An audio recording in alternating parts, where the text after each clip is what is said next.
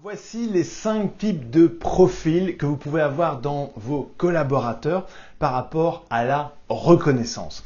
Alors tout d'abord, il faut savoir que vous avez le premier qui s'appelle le conscrit. Alors qu'est-ce que c'est qu'un conscrit? Un conscrit, c'est quelqu'un, on dirait presque que vous pouvez le comparer à quelqu'un qui se trouve en prison. Il est obligé d'être là. Alors, comment est-ce que vous pouvez le distinguer? C'est celui qui va au travail vraiment en reculons. C'est celui qui veut pas être là. C'est quelqu'un qui va trouver de la motivation absolument en rien. Il ne fera jamais preuve d'initiative et il va résister à toutes les demandes qui vont sortir de sa description et des tâches qui lui sont demandées de réaliser. S'il existe une fiche technique qui reprend ce qu'il doit faire, eh bien, vous pouvez être sûr que ce genre de personne, donc le conscrit, fera tout pour la suivre scrupuleusement et n'en sortira pas d'un iota. Le reconnaître, eh bien, tout simplement, est-ce que c'est dur? Il n'a pas envie d'être là, point barre. Remerciez-le donc, saluez la constance de son travail, la qualité de son travail, si elle a lieu d'être, et tout simplement, passer du temps avec lui et souligner les efforts qu'il aurait manifestés à certains égards, tant pour son travail qu'avec les autres collaborateurs avec lesquels il est. Parce qu'évidemment, vous vous rendez compte que quelqu'un qui arrive au travail à reculons et qui n'a pas envie d'être là, ça peut parfois être compliqué avec les autres employés. Deuxièmement, alors le deuxième, c'est ce que j'appelle le commando. Vraiment le commando, vous imaginez le gars limite avec les balafrés, le casque et tout, fleur au fusil. Alors, c'est quelqu'un qui vraiment est animé par le travail. Il aime son travail. Il adore démontrer toutes ses capacités de résolution et se mettre en valeur. Évidemment, c'est un militaire fort et brave. Il est là pour faire le travail correctement et il va le faire quoi qu'il arrive. Il est souvent plus attaché à sa profession qu'à l'organisation qu'il emploie. Alors, c'est quelqu'un qui veut effectivement, donc comme dans l'armée, progresser professionnellement. Et le travail doit être pour lui une occasion de le faire. Alors, il va apprécier vraiment d'être reconnu par ses collègues et surtout par la direction. Bah oui, être remarqué par un supérieur hiérarchique, quelqu'un qui a un tempérament de commando, c'est très important pour lui. Il veut avoir son opinion à donner parce que pour lui, c'est important. Et il veut exactement participer dans le comment on va faire les choses. Ce type de personne, eh bien, comment est-ce que vous allez l'identifier ? Eh bien, tout simplement, vous devez souligner les bons coups que lui seul, sans lui, vous n'auriez pas parvenu à le faire. Vous devez lui donner des occasions de progresser.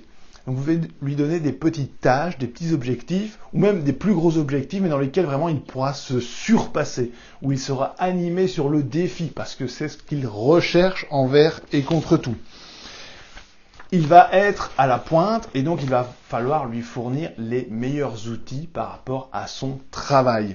Laissez-lui la liberté de choisir comment faire les choses, c'est excessivement important pour lui. Il a besoin de liberté de manœuvre, vous l'aurez compris. Donc voilà, ça c'était le deuxième profil, le profil commando. Troisième profil, il s'agit de ce qu'on appelle le mercenaire. Alors le mercenaire, eh bien, c'est un individualiste. C'est quelqu'un qui va travailler très fortement pour lui-même et ensuite pour la cause organisationnelle. Mais c'est vraiment pas sa priorité. Sa priorité, le profil mercenaire, il veut réussir à tout prix. Parfois même au détriment de l'intérêt général. Oui, il n'en a rien à secouer des autres. C'est ce que je venais de vous dire, c'est un individualiste. Il va souvent avoir tendance à se comparer aux autres et à se mettre en valeur et surtout à expliquer aux autres les difficultés qu'il a surmontées seul face aux éléments. Il va la plupart du temps dépasser les objectifs que l'on attend de lui, car pour lui c'est une manière de se distinguer. Reconnaître ces personnes, eh bien tout simplement, il faut lui donner des défis à la hauteur de son ambition. Ce sera généralement des personnes assez ambitieuses, personnes peut-être fort solitaires. Mettez l'accent sur les difficultés futures des tâches que vous allez lui donner, parce que ça, c'est un vrai challenge pour lui, et ça veut dire qu'il y a du pain sur la planche et qu'il va le faire. Remettez-lui, évidemment, c'est un mercenaire, donc remettez-lui des récompenses et des privilèges associés à ses réussites spécifiques. Créez un environnement de compétitivité autour de lui, parce que vous aurez compris que la compétitivité est ce qu'il lui faut. Vous aurez compris que le mercenaire et le commando, parfois ça risque de faire des étincelles. Par contre, s'ils sont bien menés, s'ils sont bien agencés, eh bien, un mercenaire et un commando, ça peut vous faire du travail incroyable. Quatrièmement, eh bien, c'est le profil d'officier. Alors, le profil d'officier va participer activement à la réalisation de la mission de l'organisation et des objectifs de l'entreprise. Il est conscient de son impact personnel sur les résultats globaux. Alors, il est avant tout loyal à l'organisation, quoi qu'il arrive.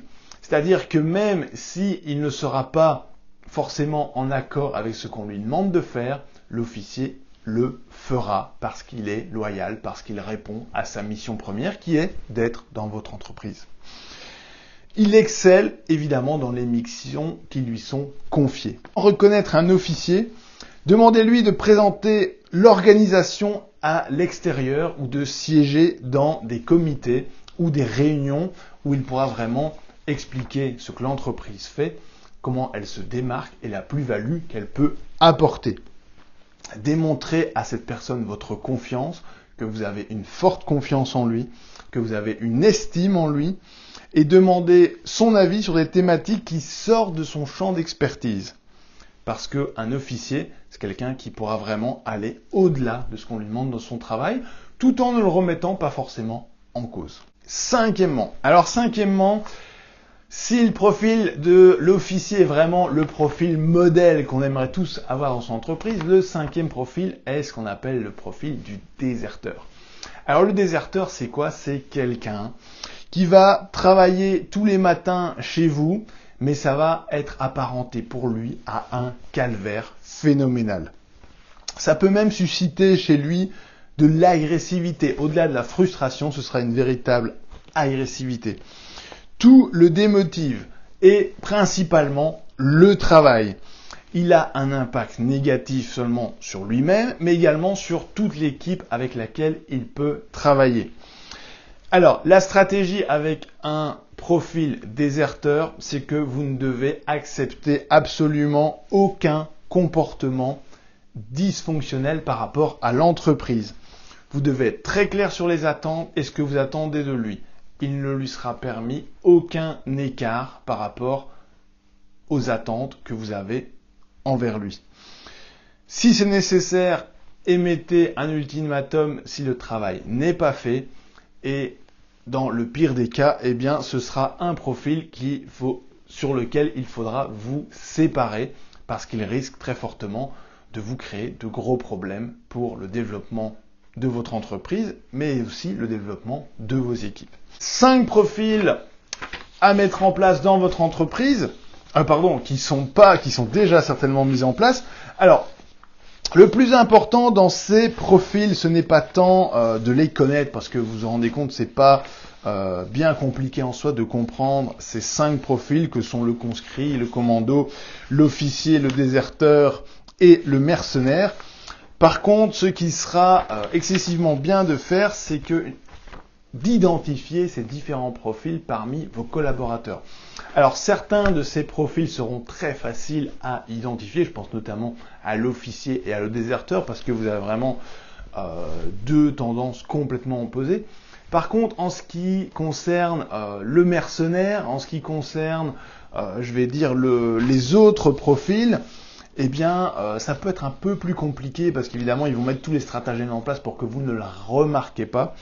Par contre, bien connaître ces profils, c'est pouvoir les cibler, c'est pouvoir les comprendre, identifier les personnes et surtout apporter la reconnaissance que ces différents profils vous demandent au quotidien dans leur travail et que vous allez pouvoir dès lors leur apporter.